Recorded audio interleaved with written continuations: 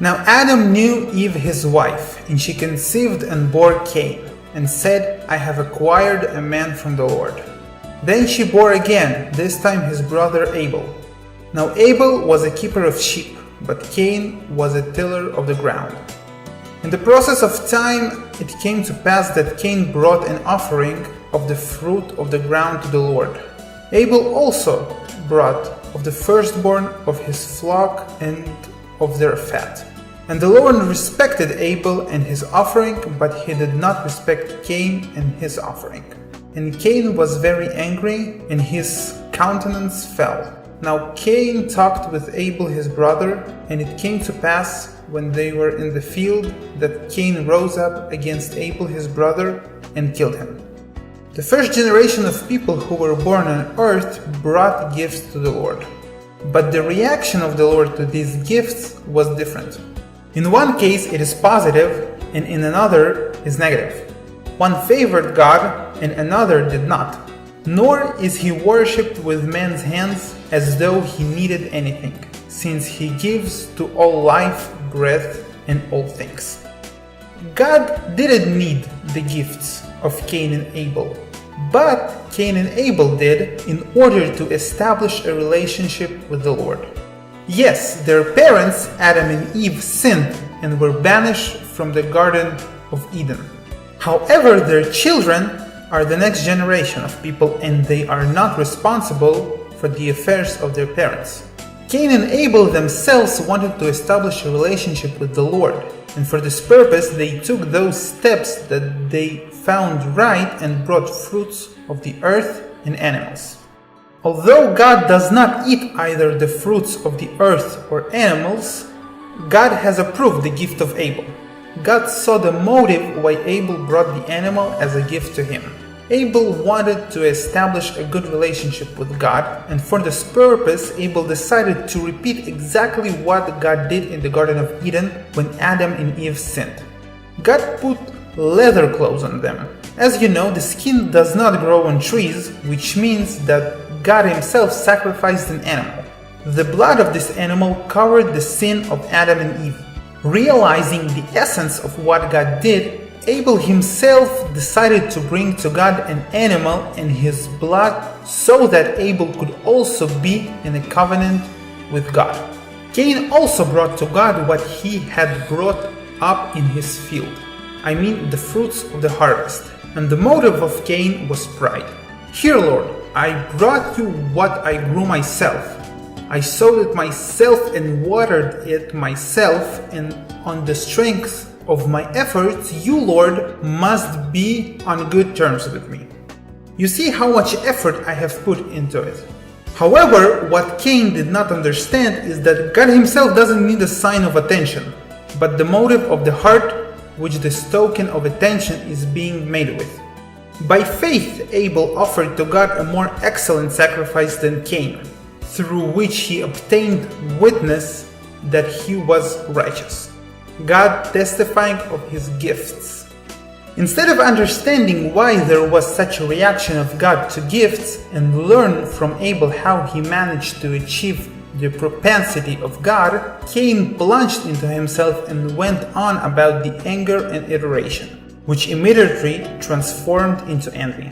And the first thing that envy does is to disable logical thinking. That is, envy does not allow us to think critically. After all, the purpose of these gifts was not to show that Abel is worse, but to establish a good relationship with God, and it would be logical to go and find out from God what Cain did wrong, and go and learn from Abel how to bring gifts so that they please the Lord. When envy takes control of a person, it turns off the logic right away. Because if a person sits down and calmly thinks that he will probably come to the right conclusion. Envy does not allow a person to rest and think. Envy twists emotions that push a person to immediate action without any thought of consequences. When a person is envious, he is like in a hot frying pan.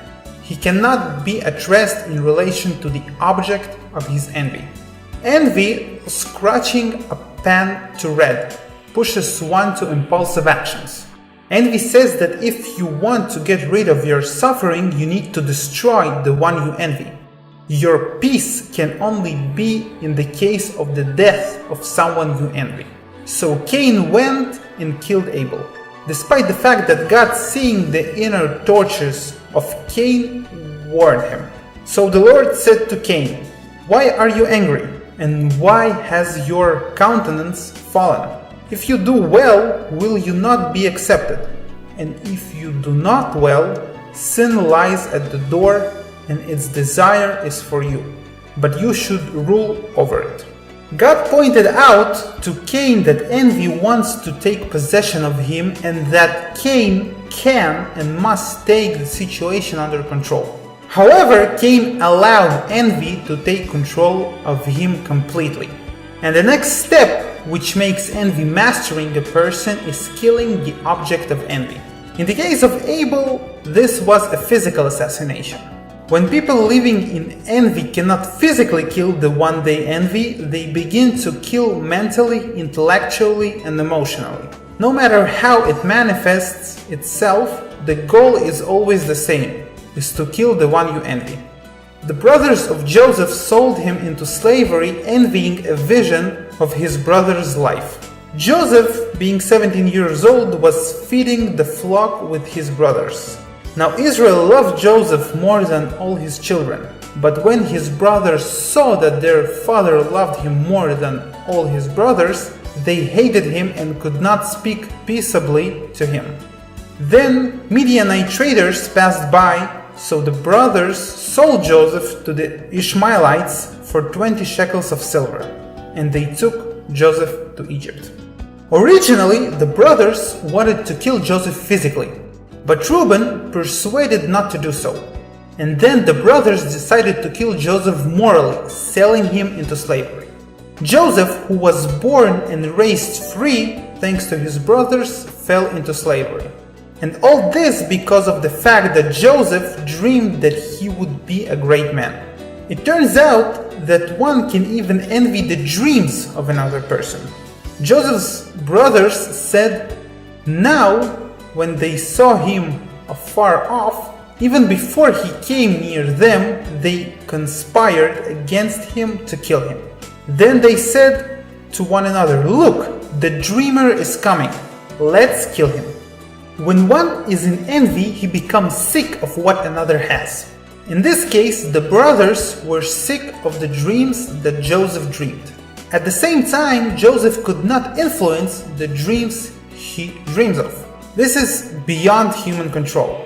But in the eyes of the brothers, Joseph carried the blame for the fact that he had a dream about his greatness. Even having got rid of Joseph, the other brothers did not dream about their greatness. A man living in envy, even having got rid of that to whom he envies, does not become the owner of that for what he envied. He does not receive it anyway. Cain did not receive the favor of God. Joseph's brothers did not see prophetic dreams. All that because of the fact that the first thing that envy does when a person takes over is disabling his logical thinking. Person becomes unable to think critically, and all actions that are done without preliminary thinking eventually end badly, as it happened in the days of Daniel. Pleased Darius to set over the kingdom 120 satraps, to be over the whole kingdom, and over these 3 governors, of whom Daniel was one, that the satraps might give account to them, so that the king would suffer no loss. Then this Daniel distinguished himself above the governors and satraps, because an excellent spirit was in him. And the king gave thought to setting him over the whole realm. So the governors and satraps sought to find some charge against Daniel concerning the kingdom. But they could find no charge or fault, because he was faithful. Nor was there any error or fault found in him. Then these men said, we shall not find any charge against this Daniel unless we find it against him concerning the law of his God. The satraps were looking for different ways to blame Daniel. In the end, they succeeded and Daniel was thrown into the lion's den. However, what satraps did not understand that even if they destroy Daniel, they will not become the best managers. This is similar to the Bolsheviks who destroyed the Russian intelligentsia in the 20th century. Because next to the intelligentsia, the Bolsheviks looked foolish. Even after destroying the intelligentsia, the Bolsheviks did not become more intelligent, and the country has become more degraded, which we see today. Back to Daniel. The reason why Daniel was a successful manager was that he drew wisdom from God and meditated on it. But the envy of the satraps did not lead them to learn from Daniel's wisdom. Begin worshipping Daniel's God and draw wisdom from God. The envy brought the satraps to looking for a way to kill Daniel. Since people envious are not thinking about the consequences, very often the consequences become catastrophic for them. This is exactly what happened in the case of the satraps. Daniel not only survived in the lion's den, but also the king ordered to destroy Daniel's accusers. The king gave the command and they brought those men who had accused Daniel and they cast them into the den of lions, them, their children and their wives. And the lions overpowered them and broke all their bones in pieces before they even came to the bottom of the den. A person experiencing envy launches a boomerang that sooner or later will return and strike at the one who launched it, as it happened with Jerusalem elite who ordered to kill Jesus. Now at the feast of the Roman governor was accustomed to releasing to the multitude one prisoner whom they wished. And at that time they had a notorious prisoner called Barabbas. Therefore, when they had gathered together, Pilate said to them, "Whom do you want me to release to you, Barabbas or Jesus, who is called Christ?" For he knew that they had handed him over because of envy. But the chief priests and elders persuaded the multitudes that they should ask for Barabbas and destroy Jesus.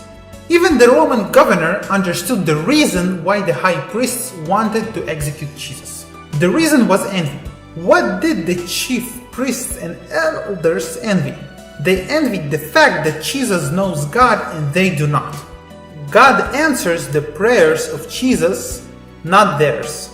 Through Jesus, God heals people, but not through the elders. Jesus has the wisdom of understanding the law of God, but the elders do not.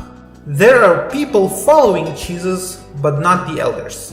There are many more reasons why the high priests were envious of Jesus. But the most interesting part is that none of these reasons led the elders and the high priests to Jesus to learn from him. Envy provides only one solution: murder. For an envious person, it is ideal if the object of envy dies physically, but if it does not work out, then he is looking for ways to inflict other damage, which is to slander, ridicule, and discredit, just as the Pharisees did during the sermons of Jesus. Now the Pharisees, who were lovers of money, also heard all these things, and they derided him. As they went out, behold, they brought to him a man mute and demon-possessed. And when the demon was cast out, the mute spoke. And the multitudes marveled, saying, "It was never seen like this in Israel." But the Pharisees said, "He casts out demons by the ruler of the demons." Now the chief priests, the elders, and the council sought false testimony against Jesus to put him to death, but found none. Even though many false witnesses came forward, they found none. The high priests achieved their goal and eventually killed Jesus.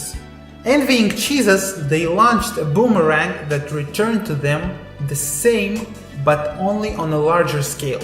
In a few decades, the high priests not only lost the temple, but also Jerusalem.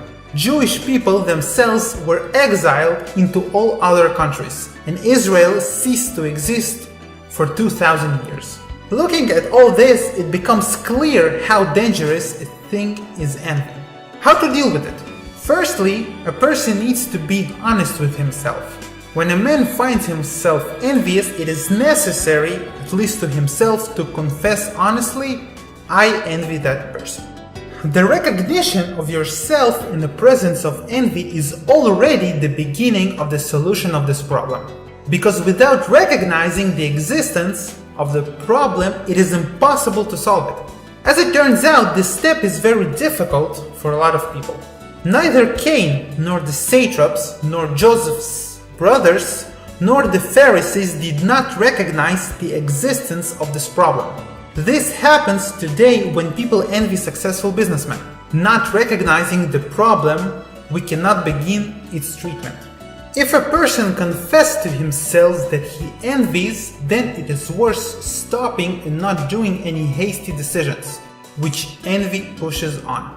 If envy, first of all, turns off the logic, then on the contrary, recognizing the presence of envy, you need to include the logic. Sit down and calmly reflect.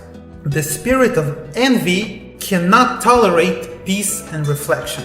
It always pushes for hasty actions, because it is afraid that if a person sits down and calmly thinks that he can change his mind to do something against that person to whom he envies.